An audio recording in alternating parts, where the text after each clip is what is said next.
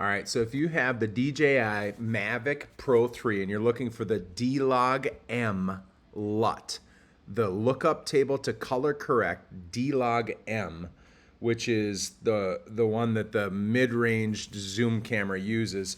Right now, if you Google this, it's really hard to find. There's a link in the description of this video, but what you're gonna do is come to the Mavic 3 Pro page, and as you come down here, boom, you've got the DJI Mavic 3 D-Log M to Rec 709 lookup table or LUT, and that's where you can download it. And then they also have the LUTs for the full D-Log. They have a vivid mode or a regular one. But man, I was just Googling, I could not find this. So it's actually there's no individual page. It's very hard. This is not, Google has not really done anything. So if you're looking for the D-Log M lookup table, you're going to come to the link in the description or head right here, and that's where you get it.